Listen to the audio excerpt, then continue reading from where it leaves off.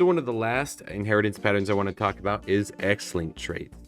And so these ones are unique and quite interesting because of the fact that they are located on the X chromosome.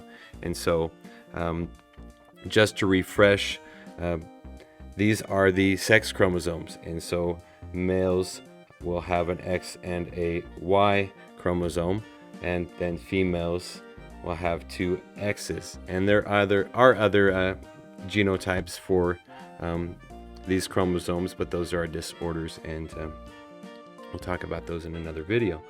And so being that X-linked traits are located on the X chromosome, you can see that males will only actually get one of those alleles, where females get two alleles because they have two X chromosomes.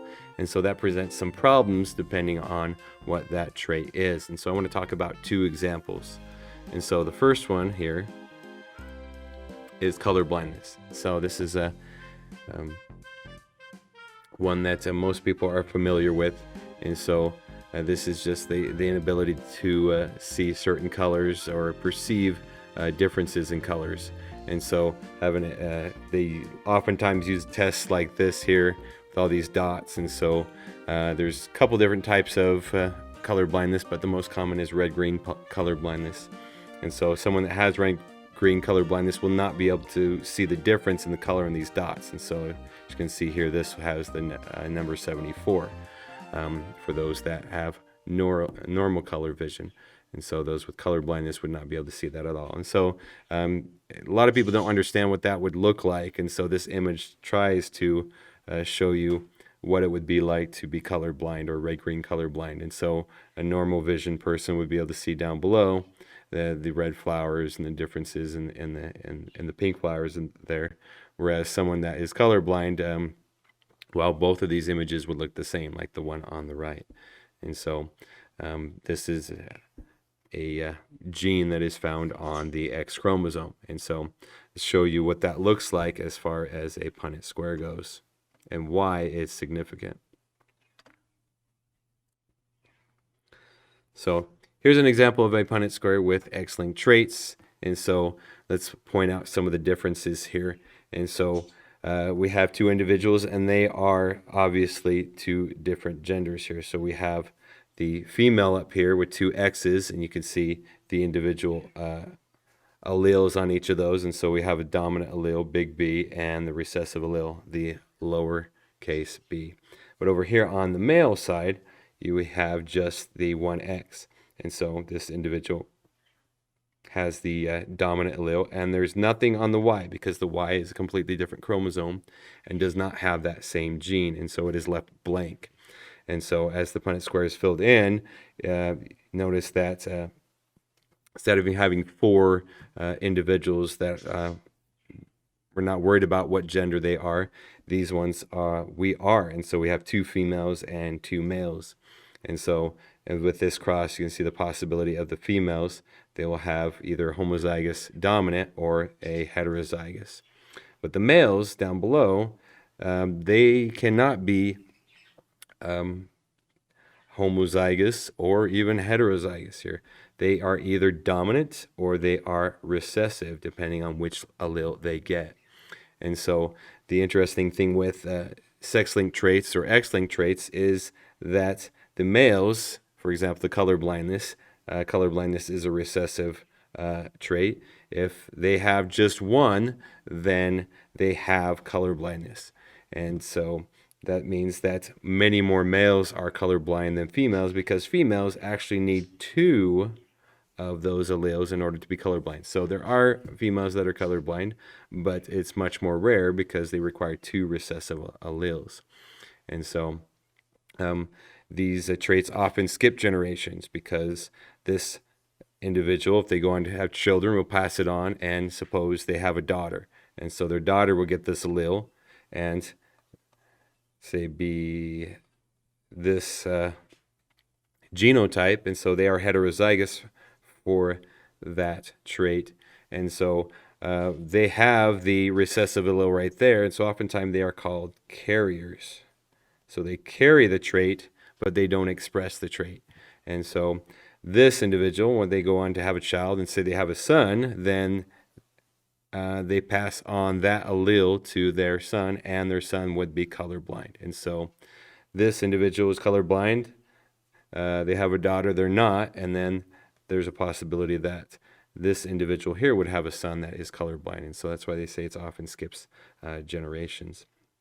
And so I want to show you another example of an X-linked trait besides colorblindness. And so the other one that is quite famous is hemophilia. And so if you don't know what hemophilia is, it's the inability to clot when you get a cut or a scrape or something like that. So normally you get you get a cut and injures a blood vessel, and your body goes into action and starts filling up that cut with what we call clotting factor. And so that's the start of filling in that hole and preventing you from bleeding or stopping the bleeding. And so individuals that have hemophilia have less clotting factor in their blood, and so it's much more difficult for them to clot. And so they can sometimes, if the injury is severe enough, they can bleed and bleed and bleed until they die. And so it can be a pretty serious disorder. And so it's definitely not something that you would want to get. But once again, this trait is on the X chromosome, and so it affects males disproportionately more than females. And so here's a Punnett square showing that. And so a male that has the recessive allele, has hemophilia. They only need one, just like the colorblindness, whereas females would actually need two. And so once again, can skip a generation, and if it's in your family, it's can be pretty common.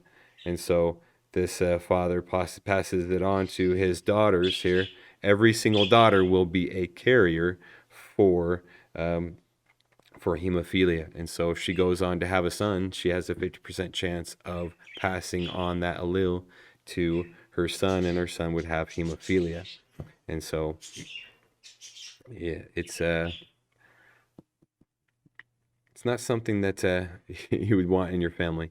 And the royal family has been pretty famous for having it in their bloodline. And so I want to do one example with you here, just to show you what it would look like from start to finish, doing a Punnett square with X-linked traits.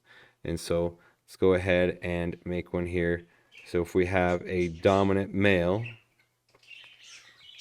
and then a female who is a carrier,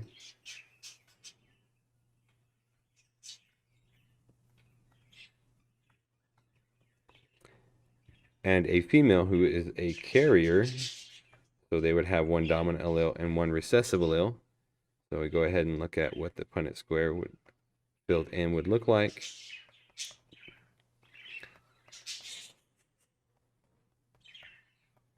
Okay.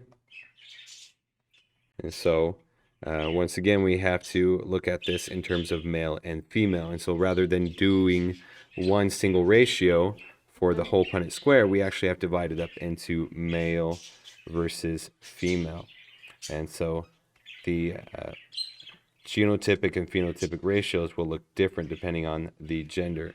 And so for male, here the genotypic ratios will be dominant versus recessive, because that's the only two options that a male has. And so how many are dominant? In this case, we have one individual that is dominant, and then we have one individual that is recessive. But the females, they can still be homozygous dominant, heterozygous, or homozygous recessive. And so just like other Punnett squares that we have done. So go ahead and look at, we have one homozygous dominant individual here. We have a heterozygous, once again the carrier, and then no homozygous recessive. And so you can see that their genotypic ratios will look different for both of those. But as far as the phenotypic ratio goes for male and female, they're still only dominant or recessive. Either you have color blindness, or you have normal vision, or you have hemophilia, or you have normal blood clotting. And so look at the males, and it will be identical to the genotypic ratio. The phenotypic ratio on the females will be a little bit different. So how many are dominant? In this case, 2, none are recessive. And so that's what a X-linked trait Punnett square looks like, and the ratios. And so if you have any questions, let me know.